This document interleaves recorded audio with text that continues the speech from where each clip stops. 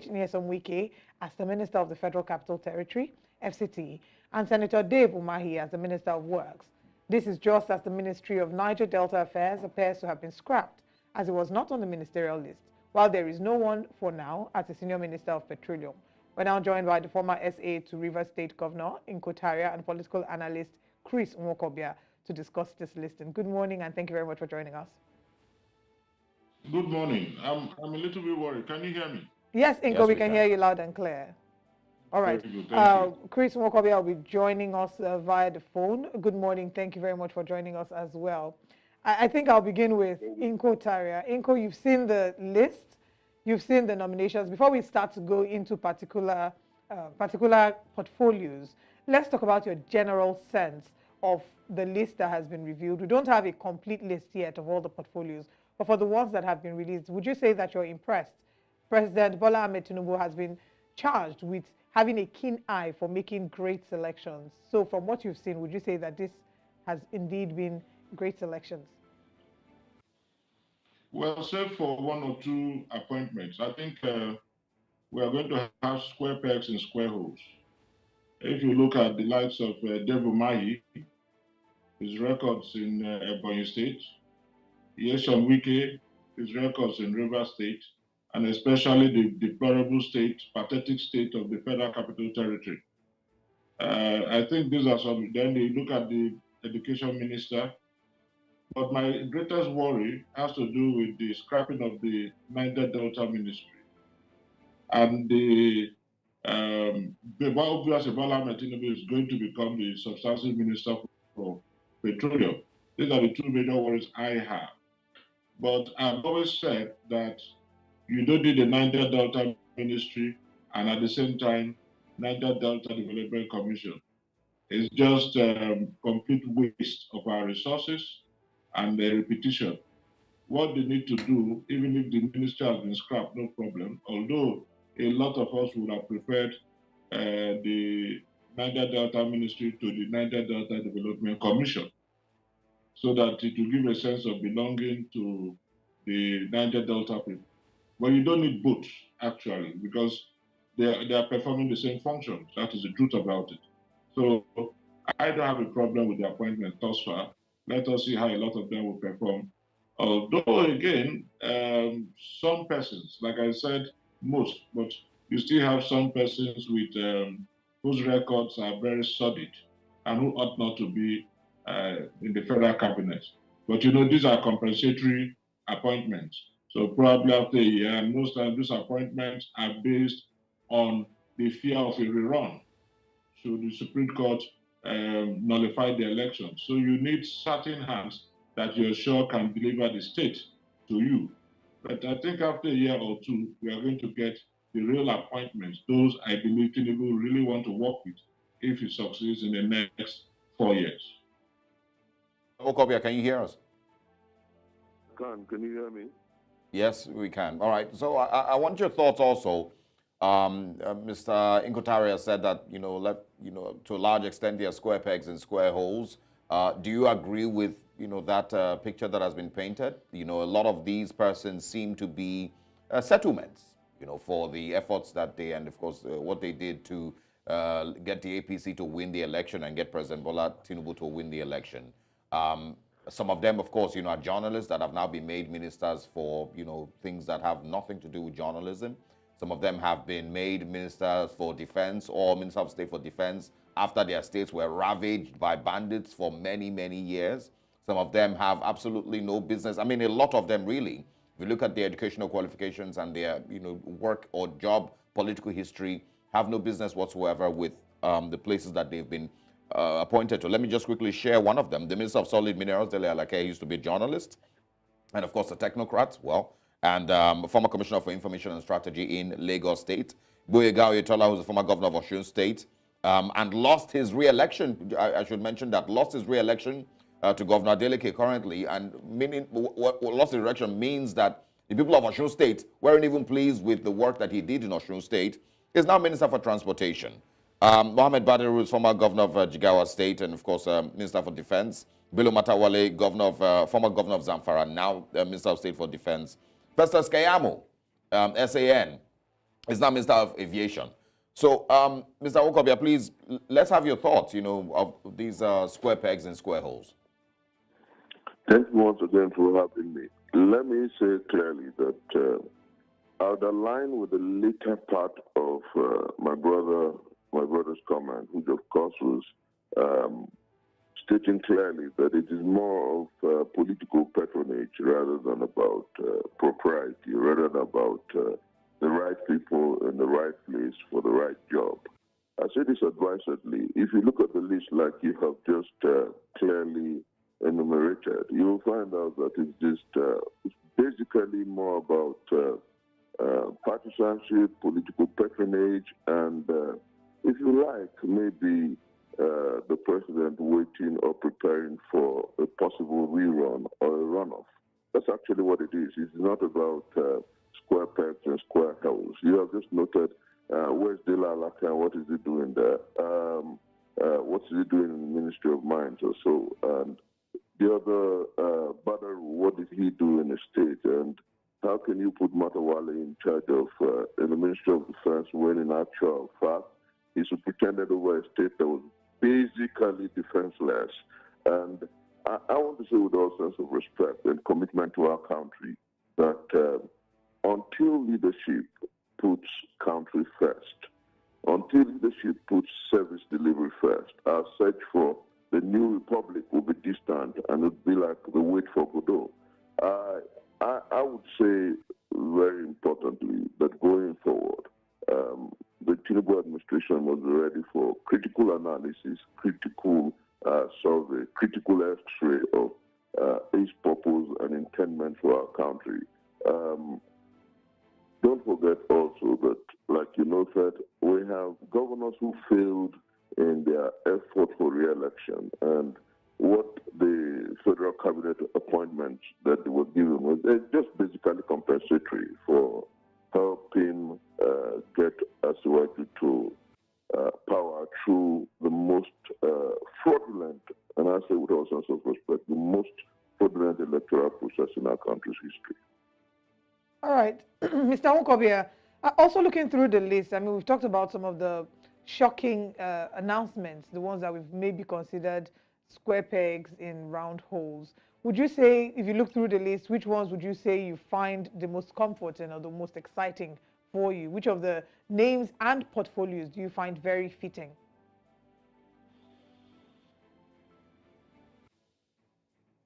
Mr. Okobia, do we still have you online? Hear me?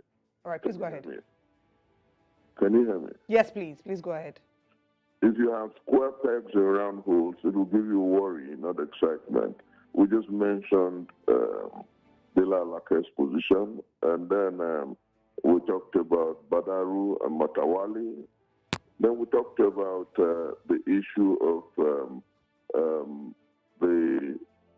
the man. I don't even know about the man in charge of education. I don't even know his history and his story. You know, there are a few exciting. The man in charge of health, Party, is a globally acclaimed performer in the healthcare sector. That's fantastic. I don't know the woman in charge of women affairs. I thought they were going to put Betty Edu or put her in the health industry. I don't know why it's a health ministry. I don't know why she's in humanitarian affairs and all that. And very worrying is, but worrisome is the appointment of Boyega Ayatollah. I can't remember any strides in the area of transportation whilst he was governor of Osun State for 4 years. So I think that likely what we have is compensatory appointments and designations for political purposes. They're saying, oh, thank you for working for us. We may have lost the election in your state, but you did the best you can. For those who helped him through the electoral process, like Yesun Wike in Rivers, albeit with all sense of criticism, Querulos, albeit, of course, we know what happened in Rivers State. Maybe they're saying thank you for what you did for us in Rivers State. So pretend over FCT, because as it were, we couldn't win 25% of FCT, and if there's going to be a rerun, maybe you replicate what you did in River State in the FCT. But it's going to be difficult for all of them because Nigerians are looking beyond partisanship. Nigerians want a country that works. We're looking at patriotism over partisanship. So this ministerialism largely does not inspire hope and faith. Well, the people who have also celebrated the appointment of Wale Edun as the Minister of Finance, I think that's one name that has been spoken about. The Humanitarian Affairs Ministry, of course, in the past had, I hope I remember her name, but of course that also came with a lot of criticism, you know, with the hundreds of billions of naira that were allegedly spent on the school feeding program during COVID-19 and all of that. It's still a conversation that needs to be looked into. But I'm going to go back to Inko-Tariah now, and I want your thoughts on so the appointment of, you know, people into these positions. Are we at a stage where we can say it doesn't really matter their educational or professional backgrounds, as long as they have, you know, an eye for leadership and governance, that it's fair enough that you can put them in these positions, scatter them around, and they would figure out, you know, a way around it? And, you know, also we would like you to speak on Festus Keyamo, who is going to be heading aviation. The minister, he was a former Minister of State for Labor, I think. I don't know if he had a great record there to now be handling aviation, but go ahead, please. Education is a sine qua non in the kind of appointment you get. You cannot be half-baked and become a minister, even though it's administrative, but you can't be half-baked because you must have some basic knowledge, basic education, minimum, to be able to assimilate, understand processes and procedures, and also implementation. So you can't take that away. It's a prerequisite when you talk of educational qualification. Then secondly, Festus Keyamo, first and foremost, shouldn't even be a minister. You all remember the fraud in terms of appointment or employment and what happened between Festus Keyamo and the National Assembly. And up to date, no account has been given. So I don't think Festus Keyamo should even be a minister. Rather, he should be somewhere in jail. That is the truth about it. Now, but remember what is his name again? The former APC National Chair, Adams Oshomile, who said, once you come into APC, your sins are forgiven. And that is why you have a lot of them there in APC. Probably their sins have been forgiven. But this is not APC's money. We are talking of the federal purse. So whoever has transgressed or whoever is guilty of financial fraud should not be insulated because you're a member of a political party. That is wrong. So when they talk of Festus Keyamo, he should not. We're not even talking of the ministry right now that he has been assigned to, but he should not even be a member of the Federal Executive Council. Rather, he should be facing prosecution by the federal government. But like I rightly said in the beginning of my statement, I said to you, I said these are compensatory appointments. And I strongly believe, I have that settled conviction that maybe after a year or two, most of them will drop, most. One person that probably will almost, because we're on national TV, so I don't want to use a particular word, but one person I believe will want to ingratiate himself with the powers that be so that he could remain there is probably the former governor of Rivers State. Because when you even look at the escalation, how he criticized the APC, how he criticized Bola Tinubu and all the things he said, you realize that I don't think he has been properly forgiven, notwithstanding that he was an instrument in rigging the elections in Rivers State, notwithstanding that. Because Rivers State, I supported Alhaji Atiku Abubakar, but I can tell you authoritatively that in Rivers State, the man who won was Peter Obi, even in Wike's word. The man who won was Peter Obi. So he had to be compensated. And these are the same man who said he was never going to accept the office of a vice president, not to talk of a minister. APC is stage 4 cancer, this is malaria and so on. But these are the kind of characters you have in government. And unfortunately, I must tell you that these are the kind of characters that excel in government. Persons whose lips drip with words of nullification and interposition, in one breath, embodiments of contradiction, in one breath they tell you another in another breath. But like in the case in Nigeria, even the Bola Tinubu is even like that. He's not different. That's the truth about it. It's no different. So on the issue of Festus Keyamo, he is not supposed to be a member of the Federal Capital, or member of the Federal Executive Council. He should rather be found in one of the detention centers facing prosecution.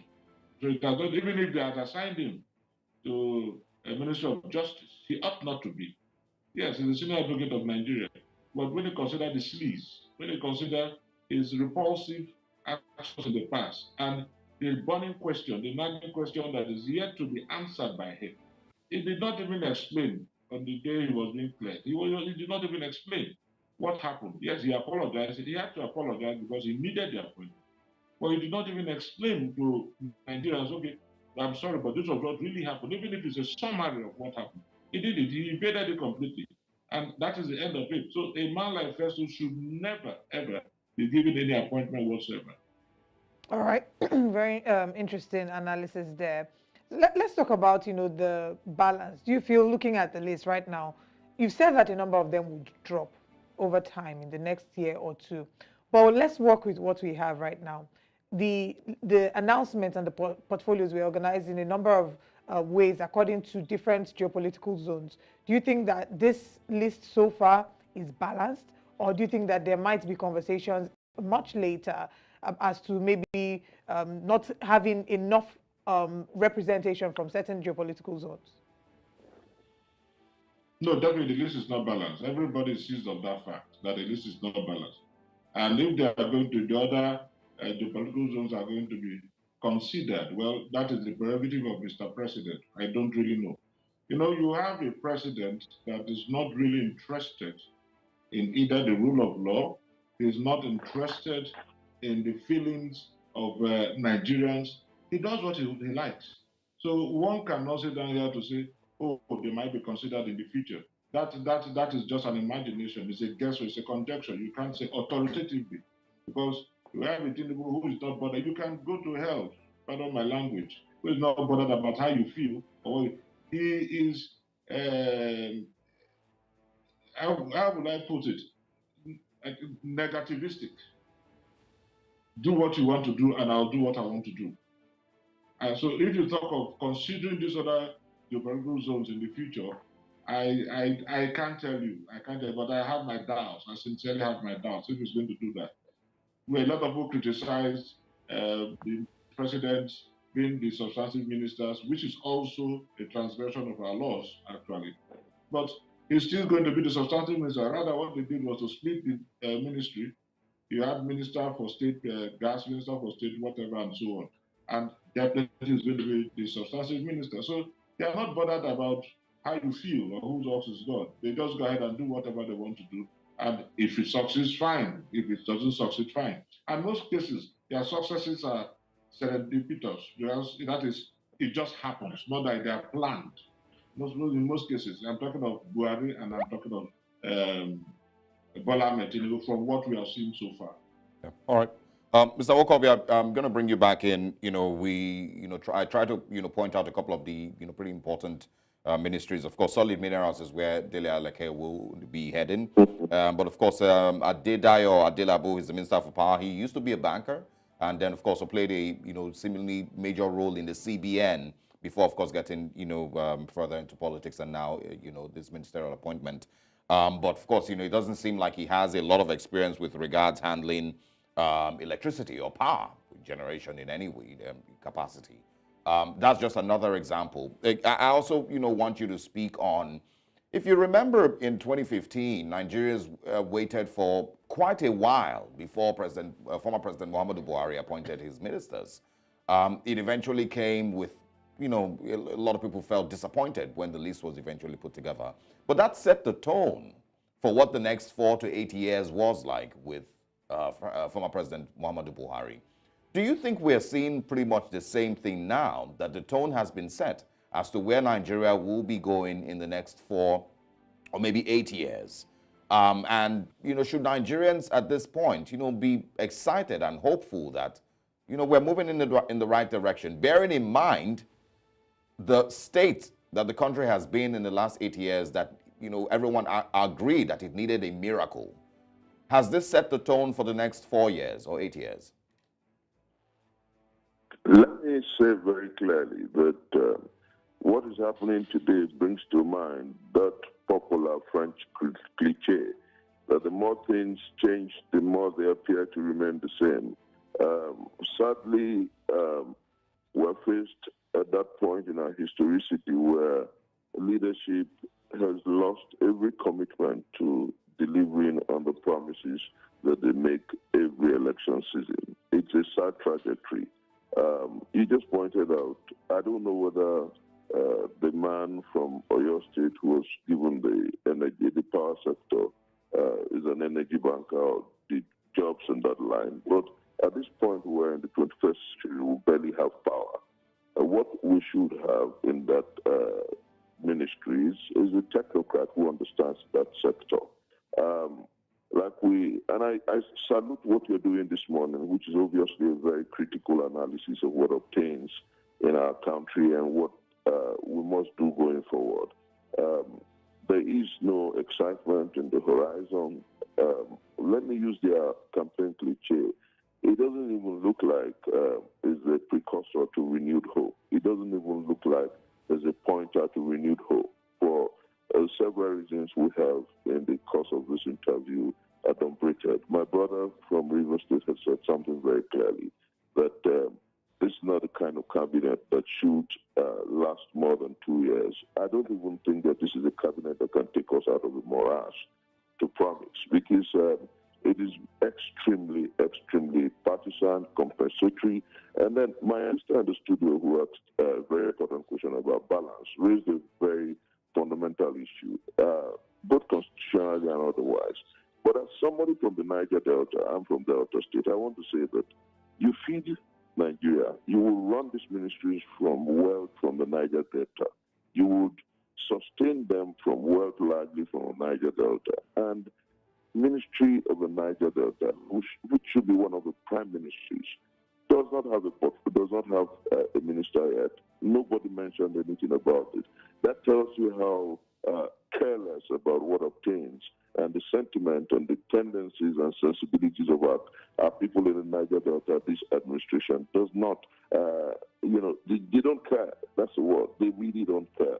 But interestingly, the days and the months ahead will tell where we're headed as a people, because this appointment will be subjected to intellectual forensic, political forensic, and Nigerians will ask very strong questions. Again, let me say very importantly that going forward, those who even allude that Wale Edu's appointment was one of the most exciting, forget that, and I say this clearly without fear of querulous critique, that Lagos can run on autopilot. Lagos is about the most economically viable on account of population and on account of the fact that at some point it was a federal capital territory. Lagos, just about any average mind can run the economy of Lagos. And I'm not joking about this. Subjected to forensic, you'll find out what I'm saying. Right. So to tell me that because he managed the finances of Lagos, where largely Lagosians are taxed, tell me what was in Lagos. Please, let me land on this, please. It's very important, so that our children can learn to think. But Woodmont said in 1990, that his crime was to have taught the young to think, so that we can subject some of these things to extensive forensics. On what does Lagos survive but taxes? How do they build the economy of Lagos? Is this a precursor to the fact that Nigerians are going to be taxed heavily so that this government can sustain its flamboyancy? This is the largest cabinet we're about to have. And you don't have square pegs and square holes. You're telling me because he did something in Lagos? No, come on. You don't give me 2 million to furnish a bedroom and I make it look right. And then you tell me, oh, he has done so well. No. Right. The time to subject everything that happens to us as citizens and to in our government. Mr. Okobia, unfortunately, we've run out of time, so we might need to wrap up the conversation here. And I agree with you that there are lots of questions that need answers. These ones that you have raised. What about the Niger Delta? You know, what's happening? Is it because of the existence of NDDC? Why was the omission made, and is there a reason for it, and will there be remedies for it? So many questions, including questions about the provisions of ministers of state. Is that something we should still be having in 2023? And who will be the Minister for Petroleum? Oh, it seems that he might have reserved it for himself, just like his predecessor. But these are conversations that we hope we can explore even further with you. We'd like to have you join us again. Thank you so much, Chris Nwokobi and Inko Taria. We hope that you can join us again to dig deeper into this conversation. I'm sure that the next time we have you, we'll have more information that has, you come out and we'll be able to dissect it even further. Thank you for your time with us this morning. Thank you so much. Thank you. Good morning. All right. This is still Breakfast Central. We've been having very key conversations, making the rounds, not just on the internet, but in real life, questions that a number of Nigerians have asked, and we've hoped that we could attempt to answer them. We don't have all the answers, but we'll continuously steady the conversations. But let's take you through a quick recap of some of the conversations we've had this morning. Yes, the NNPC secures a $3 billion loan to stabilize the Naira. And of course, we just finished having a conversation about Tinubu appointing Wike as Minister of FCT, and we x-rayed the list that we have so far. We, of course, are going to be looking into Niger, of course, in the next hour and sharing with you some of the things that are going on over there. And, of course, these are some of the things that are coming up. The newspaper front pages, what are the major stories making headlines across the country? And we'll be talking about the story, bandits allegedly shot down NAF helicopter. And eyes on the judiciary. The federal government disbands involved panel. Stay with us.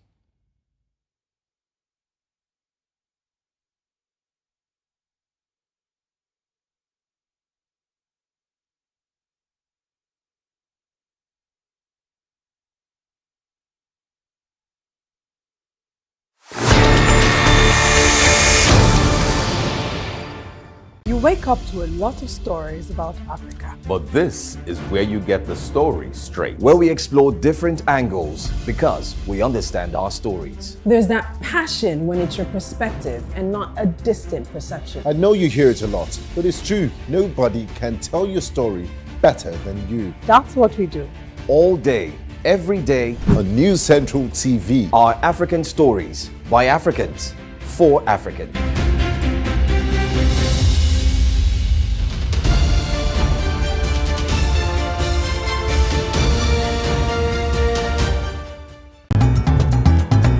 As reporters, we don't just gather news stories, we experience them daily. So join us on Report Desk Africa as we share these experiences and review the top African stories. Only on News Central. News Central TV, Africa's #1 storyteller, has come with the best of both worlds. With a combination of news app and live TV, we ensure that you keep track of the latest headlines, breaking news, and in-depth analysis from professional journalists from around the continent. Download the News Central TV app on Android and iOS and get started today. Don't forget to follow us on News Central's social media platforms. News Central, Africa first.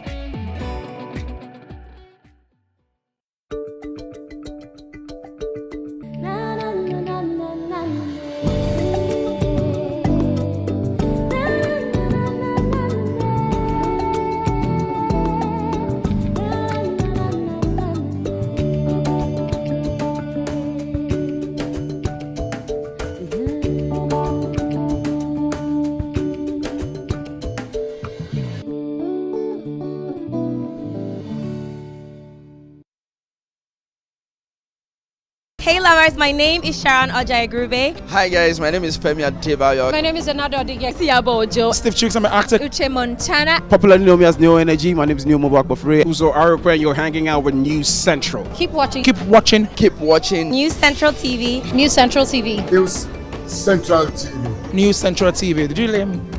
And if I'm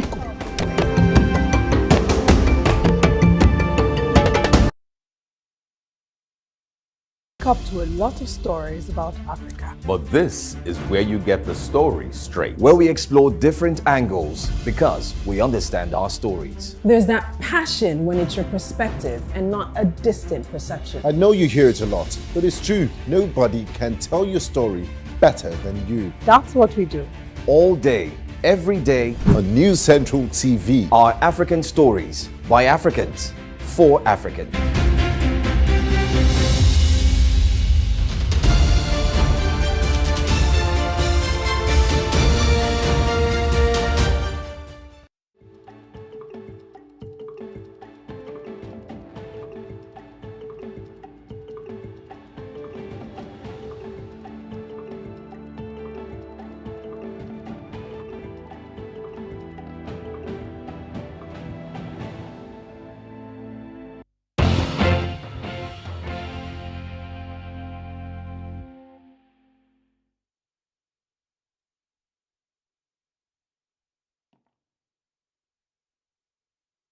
Welcome back to Breakfast Central. It is now time for us to take you through the front pages across Nigeria.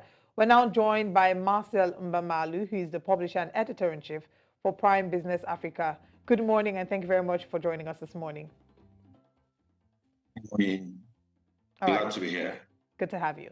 Let's go through the papers. We'll be starting off with the Guardian newspaper this morning. On the front page of the Guardian newspaper, we'll see some of our big stories. And the big story this morning says, APC considers merger with opposition as Chidoka warns of PDP's extinction. Resurgence of killings threatens North Central states and food production. We see that 1,200 lives have been lost in North Central due to banditry, kidnapping, and herdsmen/farmers crisis. In 4 months, we have Benue lost 300, Nasarawa 250, Plateau 600, Kwara 1, and Kogi 1.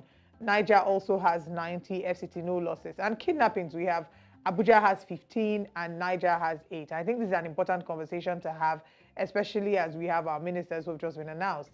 Capsized oil rig operating illegally on Nigerian waters since 2016, says Nemasa. Nigerians call for war, volunteers. Sahel Alliance seeks release of Bazoum. Nigeria needs sustainable solution to resident doctors' strike. Tinubu silent on petroleum ministry, assigns portfolio to cleared ministers. These are some of the big stories. I think the two stories that jump out at me are Tinubu silent on petroleum ministry, assigns portfolio to cleared ministers, as well as the 1,200 lives lost in North Central due to banditry, kidnapping, herdsmen, and farmers' crisis. And I'd like to ask you, Mr. Mbamalu, what your thoughts are on these stories, especially because we have a portfolio of ministers that has just been announced. Would you say that, you would agree that we maybe have not prioritized security as much as we should have, or I don't know what your thoughts are in that regard. And do you have confidence that these numbers will drop with the new administration, the new cabinet that's been set up? Well, difficult question. Yeah, thank you first of all, thank you for having me here. I think it's quite difficult to measure the tempo or if you like, the temperature, of this regime. I think it's early, especially with the confusion coming from the list of nominees, of the ministerial nominees and the rest. The essence of government, we all know, is to secure the country. Very first thing is to guarantee security of lives and property, because that's the basis, on which economy would even thrive. So every government, first and foremost, strives to, ensure that the right machinery is put in place for security, first and foremost, and then the economy. Of course, they work hand in hand. Good economy actually begets or guarantees you, to an extent, a good security environment. Yeah, but back to the news of the day, the issue of continued assault on security, on Nigeria security, by non-state actors. I expected, actually, if you ask me, I expected. And first of all, when you talked about prioritization, I think the problem we have is not really about prioritizing. Are we really prioritizing right, in terms of not just spending money? I can tell you that if you look at the money that has been spent on security in the last, 8 years, it's alarming, but did that translate to, guaranteed security? No. I think what we are not getting right here is looking at the right approach to tackling the security challenge we have. Most of the issues we have with security today has to do with, are you talking about Boko Haram? Are you talking about bandits, the banditry? Are you talking about, they are all like guerrilla warfare and all of those. So we need the right personnel, we need the right technology, to address security.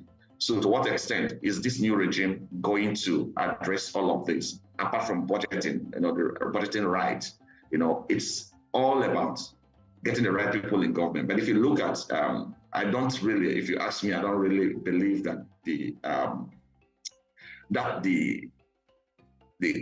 makeup, the constitution of this team, the ministerial team, is strong enough to address all of this.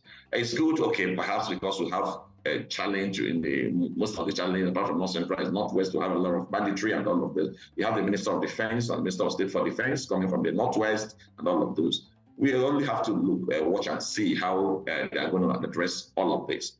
But President Tinubu actually, I think during the creation of course 45 at Jaji on July 21, talked about his commitment to addressing this challenge. But to what extent this will happen, it's left for us to guess. At that graduation of course 45 of the Armed Forces Command and Staff College in Jaji, I recall that the international that the president said, he would accelerate the pace from Buhari's endpoint in security, and if I allow me to quote, he said, as the commander-in-chief, I have given myself the following charge to deploy the entire machinery of state power to ensure the security of our people and property in a just and democratic society. That's encouraging coming from the president. It shows that he's thinking about that, and but addressing it, implementing it is what we expect him to show more courage, more determination in terms of prioritizing right, as you said. On the issue of petroleum, we've seen what I'll call a bit of drama in our petroleum ministry, the management of petroleum ministry in the last 8 years. The former president actually he was a minister for petroleum, and saw the altercation between the ministry and the presidency, and what led to, at some point, the Minister of State had to leave. A lot of accusations and counter accusations within that sector. So right now, we think that I think that going beyond oil, we need to really take stock of what we've done over the years in the petroleum ministry.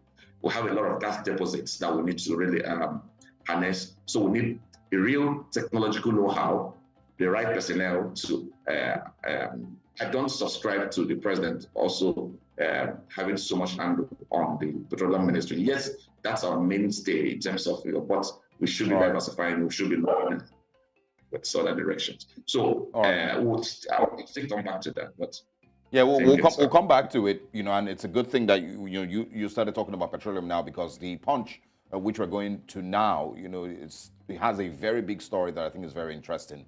On the front page of the Punch, it says there, oil workers demand results as Tinubu heads petroleum ministry. And just like his predecessor, Olive had mentioned, of course, he was Minister for Petroleum and President at the same time. It seems like it's, an ongoing trend in Nigeria, that the president holds that particular ministry for himself. Doesn't let any other person, go near it or come near it. They hold it as their own personal property. Ministry for Petroleum. It says Umahi clinches works, Bagudu budget, Wike FCT, Oyetola transport and inauguration for Monday. Also this morning, federal government tackles forex crisis with $3 billion loan. Atiku knocks Tinubu. Nigeria ends $742 billion revenue in 21 years, says Nati. And of course, Naira rebounds, trades at 850 Naira to the dollar parallel market. I think you can just quickly, in the interest of time, quickly speak on the idea of the president being Minister of Petroleum. I think that's the big story on the Punch. The rest of them we've taken repeatedly. So quickly speak on the president being Minister for Petroleum and what this once again means for Nigeria? Yes, I think your guess is as good as mine. I don't think the question to ask is what has been the outcome in the last 8 years when the president, held sway, in the petroleum ministry. Being the minister, is the president to whom the minister reports, and he's now the minister himself or whatever. It doesn't. I don't think we really. I mean, your guess is as good as mine. I don't think we did get a good dividend from that. So continuing from that, from where the president stopped in that direction, I don't think it's the right thing to do, and that's my opinion. But the president may have had other reasons for that.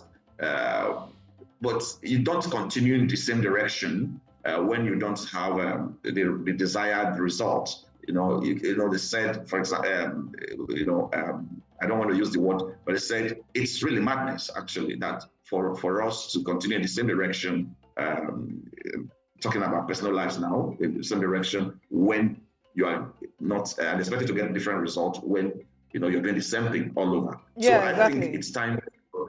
I think I remember that quote that says insanity is doing the same thing over and over the same way and expecting a change. So I don't know different results. Exactly. I don't know if the current administration is taking that quote into cognizance. But let's move away from the Punch newspaper and quickly look at the Daily Trust and see what the front page is saying. On the front page of the Daily Trust, Tinubu splits Petroleum Ministry, appoints 2 state ministers, creates tourism, blue economy, and others.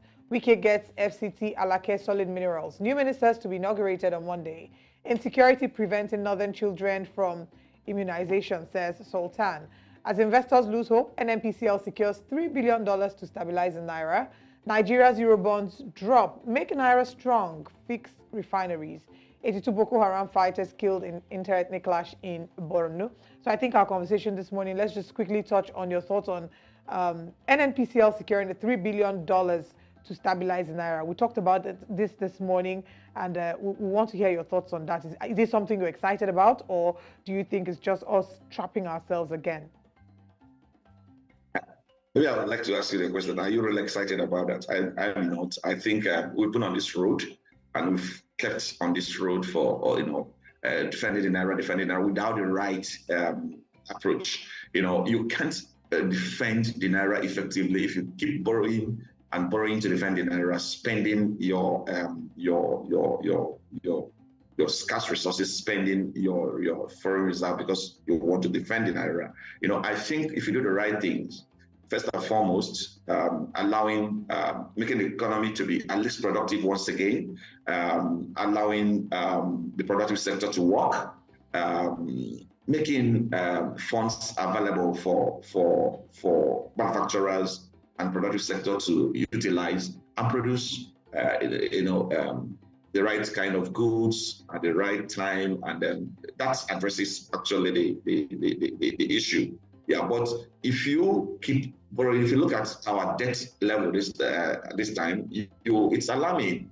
I think that we're still talking about what the CBN has done, and all the 8 years that the CBN governor, the former CBN, the suspended CBN governor, was there. It's all about defending the Naira. And what have we seen? Skyrocketing, kind of dwindling value for the Naira, and of course we could also see that with the coming of the new president, President Tinubu, on board, he talked about floating the Naira to ensure that there is a kind of a fair parity. It hasn't happened. So, but I think that the best thing to do is to first of all forget the Naira.